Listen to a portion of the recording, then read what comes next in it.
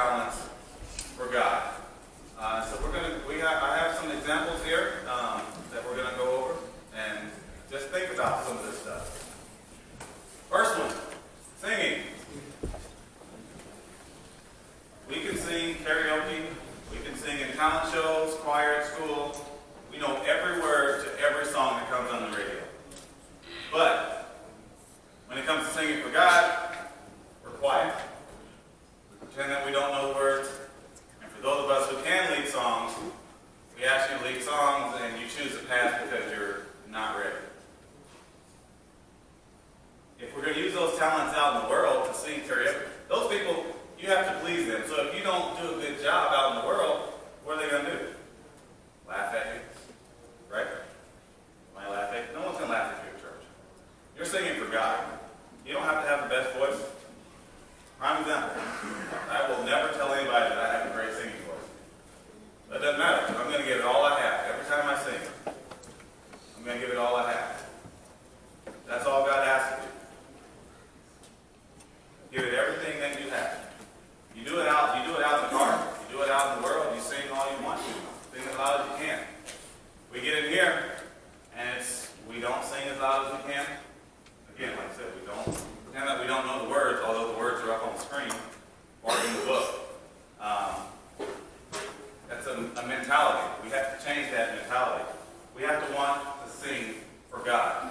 He gives you that talent. Why not show him how you appreciate him by singing for him? The next one, gift of gab, or talking. These people, we've never met a person that we can't talk to. We can talk about any and everything you can think of, except God. When you're asked questions or thoughts in a discussion, sort of like a youth rally or a Bible class, we all of a sudden, we're at a loss of words. We have nothing to say. We ask for volunteers, give your thoughts. No one wants to raise their hand and talk. But as soon as we go outside the doors, we can talk about everything. Any and everything. You can walk up to a stranger and strike up a conversation. But if we ask you for a question here in church, we don't know what to say. We're silent. And it should be that way. This is where you should feel comfortable in talking about God. Social media expert. These people, we're connected to every social media platform there is. But we don't use any of them for church, for Bible studies, youth rallies. Do we tweet about coming to church? Tweet about youth rally this weekend? Do we put that on Facebook? Do we put it on Snapchat, Instagram, any of those? We have access to all of those. And some of us are very gifted in that area. We can use that as a talent for God. But do we choose to? Think about that. It's right at your phone, right at the fingertips. All of it. There's an app. Look at you. We're on Facebook. I'm on Facebook, not a lot, but I'm on there.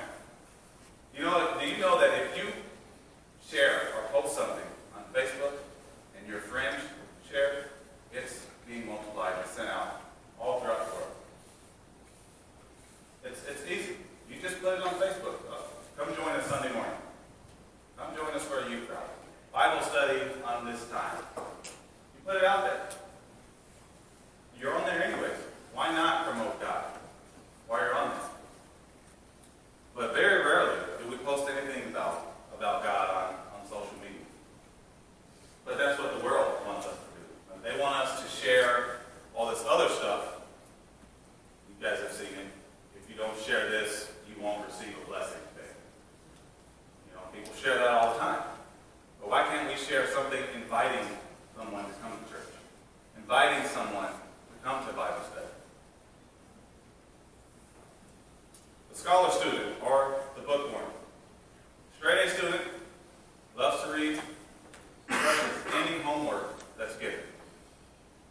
But is upset and offended at the fact that their Bible teacher or youth leader has given them a few memory verses, or a few verses to memorize.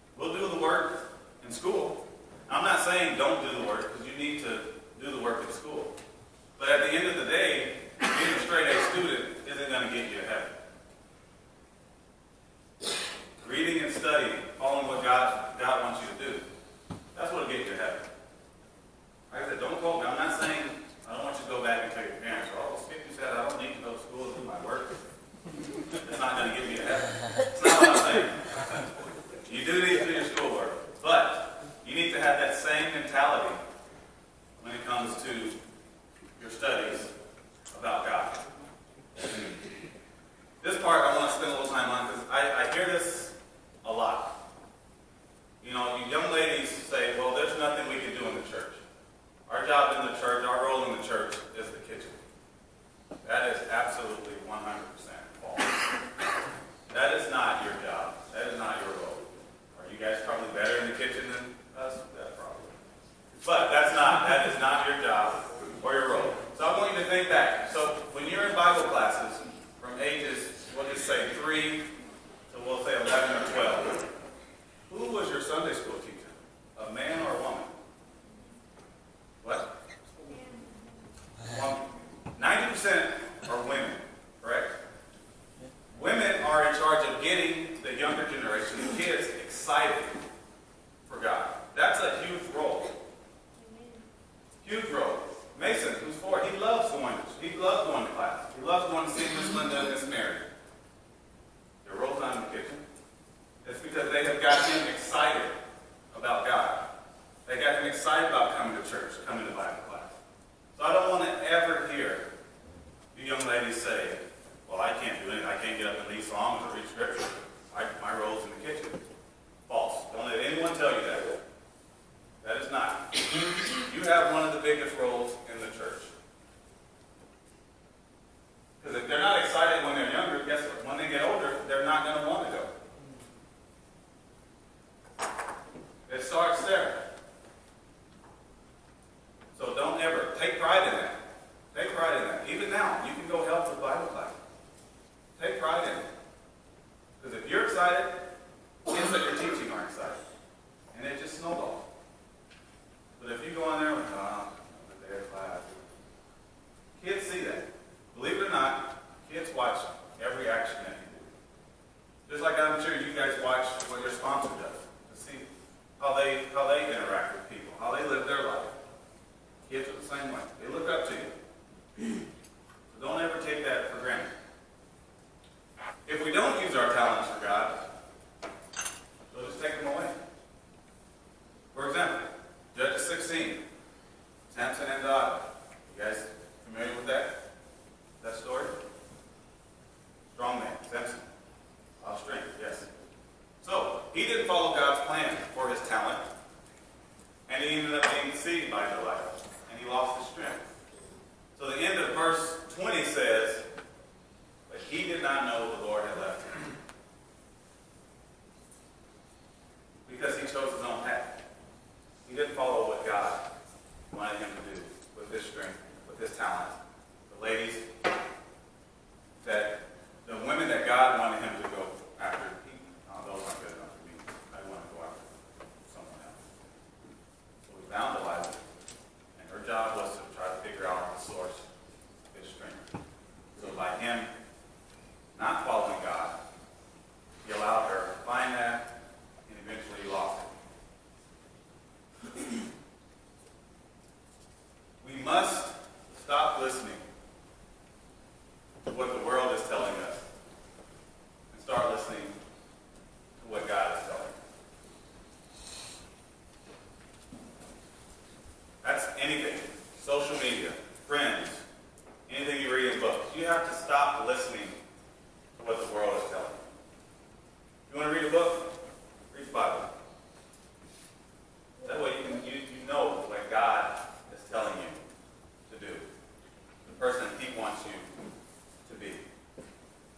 Only then can we start to become that shiny diamond for God that stands out in the rough, that goes against what everyone else is doing. That's the only way we can start to do that. Now,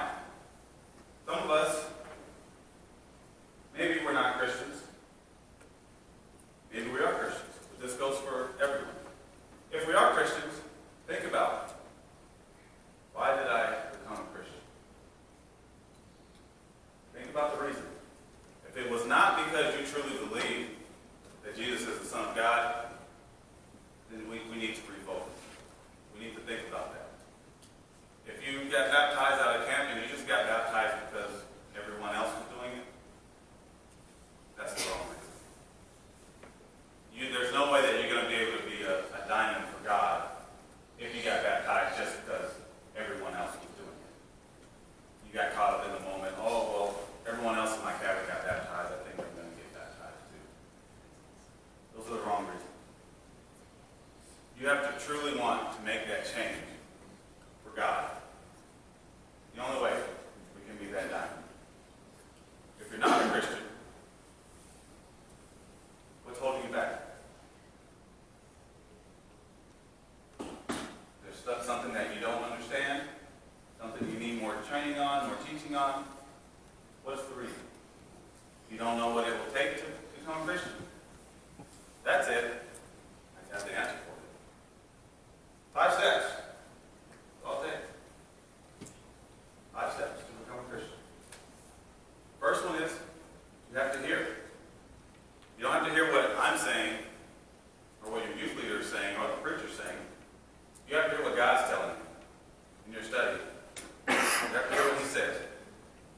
After that, then you must believe what you heard to be true.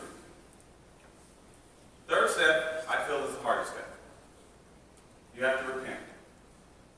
That's where you say, I'm done being the old me. I want something new. I want to be that diamond for God. I want to be a new person. After you repent, then you must confess. You're not confessing to me. You're not confessing to the preacher. But you're confessing to God that you truly believe that Jesus Christ is His Son. And after that, you must be baptized. Not sprinkled on. And some in the world will tell you, oh, well, I was just sprinkled on. That's not the same. Because if you get sprinkled on, there's still a little of the old you mixed with the new you. And that's not going to work. So you have to be baptized, buried in the water. So when you go down in the water, the old you stays in the water, the new you comes up, ready to serve God. But it doesn't stop there. Although it takes 5 steps to become a Christian, you have to continue to live your life how God wants you to live. You can't just be satisfied with being baptized. You have to continue to live your life as God wants you to live. Just going in the water is not your ticket to heaven. You can get baptized and walk out this door and still continue to live the life that you used to live. That's not going to get you to heaven. How you get to heaven? It's about how you live your life. Do you live it how God wants you to live it? Do you live by big G? Or are you living by little G? Think about those things. What separates you from the rest of the world? What makes your diamond stand out and shine more than the rough world that we live in? Let us pray. Dear Heavenly Father, we come to you again today, asking that you open our minds and open our hearts to the things that we are encountering today.